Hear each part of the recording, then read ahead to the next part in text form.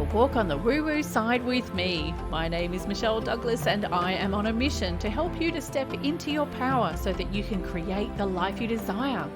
Visit me at empoweredlifeprograms.com to learn more.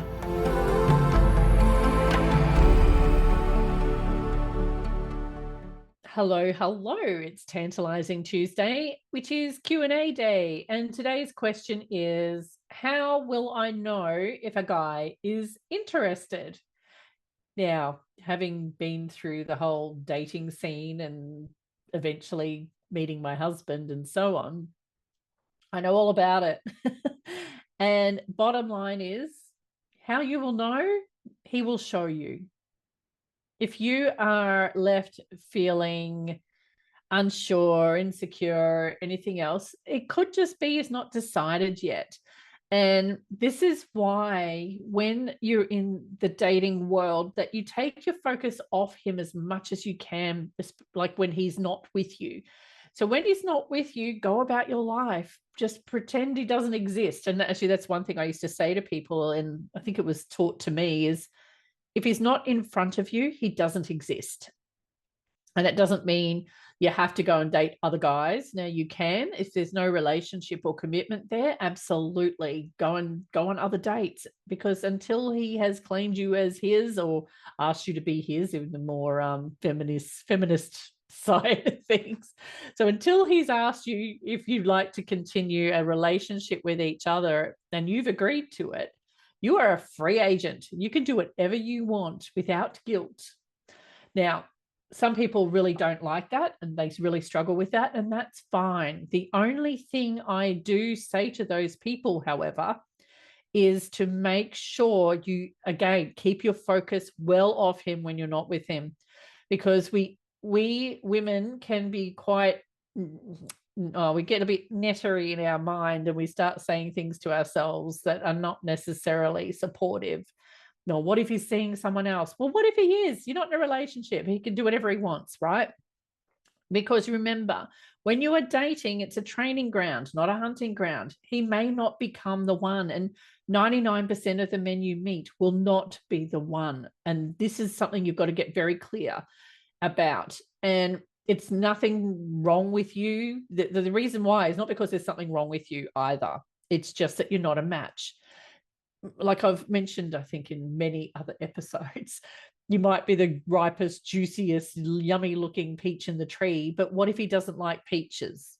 Okay, so it doesn't mean there's something wrong with you. It's just that he's not a peach guy. He likes apples or pears. So you just got to make sure that none of this is taken personally. Now, yes, there are some men out there who are not very... They put on the charm and they try to reel you in and then turn into a narcissistic doober head. And I may have been married to one, but the thing is, you've just got to be really careful about that as well. But this is where your intuition, your gut instinct comes into play. You've really got to trust your gut. And when I think back to my first husband, and there's nothing wrong with him as such, but he treated me really, really badly. And early on, I had a little voice going, maybe not. Did I listen? No. And then over time, I obviously, he initially treated me in a way I'd never been treated before. So it sucked me right in. And then once he had me, that's when things turned bad. But by then I was already hooked. I didn't know any better. 9 years later, I finally left and went, oh my God, this is amazing. It felt like a massive weight had lifted. But the thing is, I want you to know is that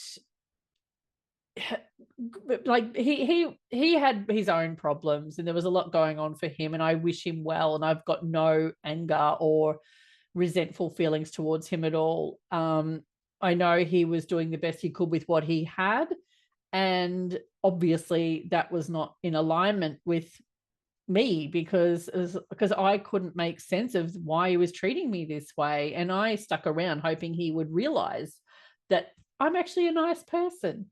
That never happened. hindsight is a really good thing. And it's funny, I had a past life regression a few years ago now, and he was there to greet me on the other side when I passed over from my previous life. And well, his soul was there. And we were high-fiving each other because he and I had agreed to work together on a lesson I needed to get. And there was probably a lesson he needed to get as well from this lifetime where I was concerned. So when I realized that there was a whole big lesson in it, I went, oh, right.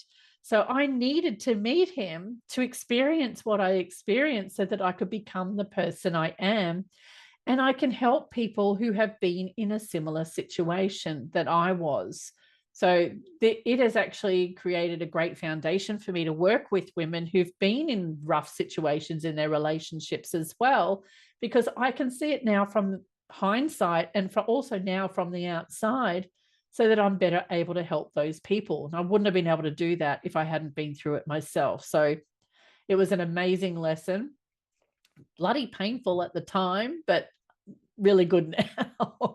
And that was like long time ago. So we're all good now and life is great. And I haven't seen him in decades, or more than a decade. Yeah, really long time. Anyway, so back to the story. So how do you know he's interested? He will show you his words, his actions, the way he treats you, how often he reaches out. Now, with this whole who texts who sort of thing, when you're like initially, I would expect he will be the one initiating contact. So you've got to be really careful about if you are going to send him a random text, for example, don't do it often.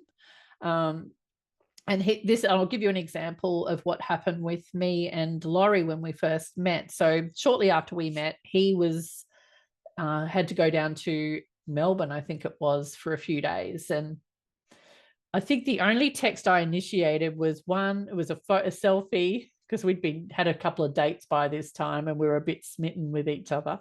I sent him a selfie with a good morning, and that was the only one I initiated. I left him alone the rest of the time. Like if he texted me, I would respond if there was a need for a response. But other than that, I let him be. And when he came back, he said to me, "Oh my God." I said, "What?"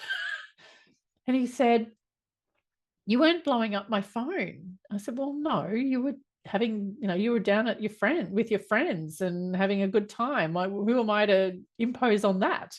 He's like, "Oh my God, this is amazing." Because he was used to having a certain ex-wife of his constantly blowing up his phone when they were together and beyond. So here I was just like living my life and not sitting in his pocket, so to speak. I was letting him be, and he loved that. Now, the good thing about Laurie is that he's an open book. I know exactly what's going on for him most of the time. And he will tell me, like, if something's bothering him about me, he will tell me, or if something's bothering him in general, he will tell me. So I'm very lucky in the fact that I've met someone who is so good with communication, but a lot of men aren't. So you've just got to trust your intuition, trust your gut. Let him show you through his actions where he's at, and you will know on some level. But, when you work with me, I can check all this stuff for you and go into the energy and see what's going on there and help you to, I guess, calm your farm.